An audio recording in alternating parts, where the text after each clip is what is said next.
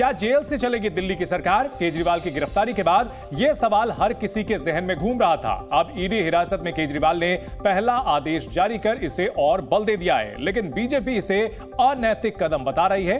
होली से पहले होलिका दहन पर आप केजरीवाल की गिरफ्तारी के विरोध में पीएम का पुतला फूंक रही है, तो इंडिया गठबंधन ने 31 मार्च को महारैली का ऐलान किया है।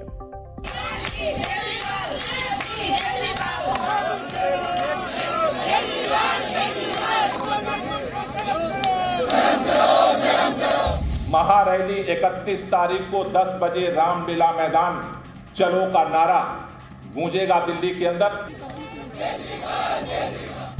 जब लोकतंत्र के ऊपर इतना बड़ा हमला हो रहा हो, कांग्रेस पार्टी उससे पीछे रहे, ये प्रश्न ही नहीं पैदा हो सकता। ये जो लोकतंत्र का स्पेस है, उस स्पेस को छोड़ नहीं सकते। इसके लिए लड़ेंगे, लड़ते रहे हैं, आगे भी लड़ेंगे। यूपीए का नाम बदला है, लेकिन बहरूपीए का असली चेहरा वही है। होली से पहले शराब घोटाले में दिल्ली के मुख्यमंत्री अरविंद केजरीवाल की गिरफ्तारी पर सियासी हुड़दंग मचा हुआ है। इंडिया गठबंधन केजरीवाल के समर्थन में ताल ठोक रहा है, तो बीजेपी उस पर हमलावर है।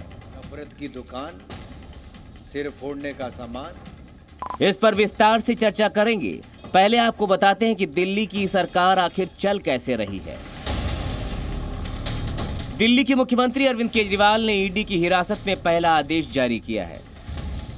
इसकी जानकारी केजरीवाल सरकार में मंत्री आतिशी ने दी। उन्होंने कहा कि केजरीवाल ने उनसे राजधानी में कुछ जगहों पर पानी की समस्या पर ध्यान देने को कहा है। जब ये कागज उनकी डायरेक्शंस के साथ मेरे पास आया तो मेरी आंखों में आंसू आ गए। कौन ऐसा व्यक्ति है जो अपने बारे में ना सोचकर दिल्ली वालों के बारे में सोच रहा है? ईडी की हिरासत से केजरीवाल की सरकार चलाने की कोशिश को आम आदमी पार्टी अहम बता रही है, तो वहीं बीजेपी ने इसे अनैतिक बता दिया है। शर्मनाक कृत्य करके जो जेल गया है, वो जेल से सरकार चला रहे हैं। स्वास्थ्य मंत्री, शराब मंत्री, शिक्षा मंत्री सब जेल में है। सांसद से लेके उप मुख्यमंत्री और मुख्यमंत्री जिसके जेल में हो, वो कैसी सरकार चलाते होंगे। दिल्ली की जनता ठगी हुई महसूस कर रही है।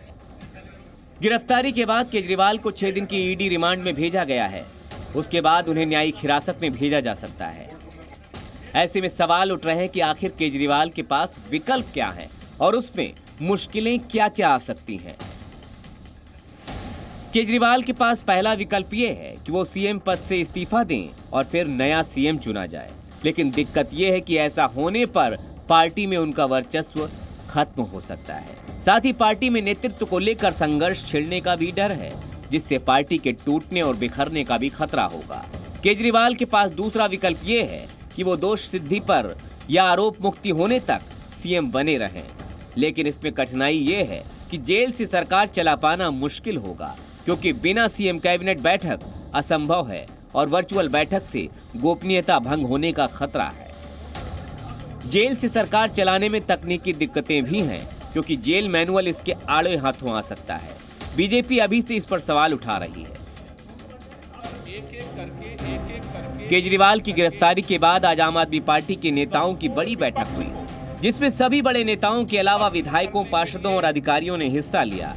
इसमें भविष्य की रणनीति पर चर्चा हुई। साथ ही केजरीवाल की गिरफ्तारी का बड़े स्तर पर विरोध का फैसला किया गया। इस बीच आम आदमी पार्टी ने शराब घोटाले को लेकर बीजेपी पर हमला बोला। वो साउथ के शराब कारोबारी शरद चंद्र रेड्डी को लेकर सवाल पूछ रही है। रोज भारतीय जनता पार्टी की प्रवक्ता जिसके नाम को रोज बता रहे हैं कि शरद चंद्र रेड्डी ने 100 करोड़ रुपए मनी लॉन्ड्रिंग द्वारा आम आदमी पार्टी को दिए, जिसका नाम वो खुद रोज गुणगान कर रहे हैं, उसी आदमी से इन्होंने 55 करोड़ रुपए उनका गुणगान करने के बाद ले लिए। तो बीजेपी ने एक बार फिर शराब घोटाले को लेकर केजरीवाल को कटघरे में खड़ा किया है कि जो जैसा करता है वैसा भरता है। अरविंद केजरीवाल ने जो किया उसकी सजा उनको मिल रही है और हमें पूरा विश्वास है कि जो भी भ्रष्टाचार करेगा वो ऐसे ही सजा पाएगा और उसको पाना चाहिए। इस बीच केजरीवाल की गिरफ्तारी को लेकर इंडिया गठबंधन एकजुट नजर आ रहा है। दिल्ली में गठबंधन में शामिल दलों के नेताओं ने प्रेस कॉन्फ्रेंस कर 31 मार्च को गिरफ्तारी के विरोध में महारैली का ऐलान किया। हम मजबूती के साथ इस देश के लोकतंत्र को बचाने की लड़ाई के साथ इंडिया गठबंधन के अपने सभी पार्टनर्स के साथ मजबूती के साथ कांग्रेस पार्टी खड़ी है। इंडिया गठबंधन की प्रेस कॉन्फ्रेंस में आम आदमी पार्टी ने केंद्र सरकार पर आरोपों की झड़ी लगा दी। पूरा विपक्ष इकट्ठा हो रहा है क्योंकि इस देश के सामने खतरा है। बात विपक्ष के नेताओं की नहीं है, बात मुख्यमंत्री की भी नहीं है, बात आम आदमी पार्टी की नहीं है, बात कांग्रेस पार्टी की नहीं है, बात इंडिया अलायंस की नहीं है, बात देश का है। वहीं लेफ्ट ने लोकसभा चुनावों की तारीखों का ऐलान होने के बाद केजरीवाल की गिरफ्तारी को लोकतंत्र पर हमला बताया।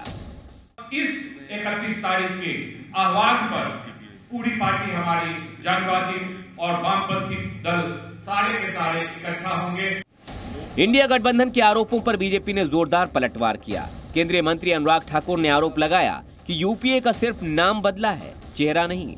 उन्होंने इंडिया गठबंधन को बहरूपिया बताते हुए कहा कि देश में लोकतंत्र नहीं, भ्रष्टाचारी खतरे में है।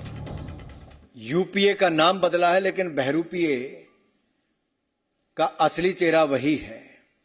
नफरत की दुकान, सिर फोड़ने का सामान, टुकड़े टुकड़े गैंग, ये सब इनके साथ है। तू डाल डाल मैं पात पात। शराब घोटाले में ईडी के एक्शन को लेकर बीजेपी और विपक्षी दलों में शह और मात का ऐसा ही खेल चल रहा है, जिसमें दिल्ली से लेकर पूरे देश का सियासी पारा चढ़ा हुआ है। बीजेपी जहां इसे भ्रष्टाचार पर वार बता रही है, वहीं विपक्ष इसे लोकतंत्र पर हमला करार दे रहा है। राजनीति के जानकारों के मुताबिक आने वाले दिनों में चुनाव प्रचार में इसे लेकर आरोप और प्रत्यारोप का नया दौर शुरू हो सकता है। ब्यूरो रिपोर्ट, जी मीडिया। जी न्यूज़।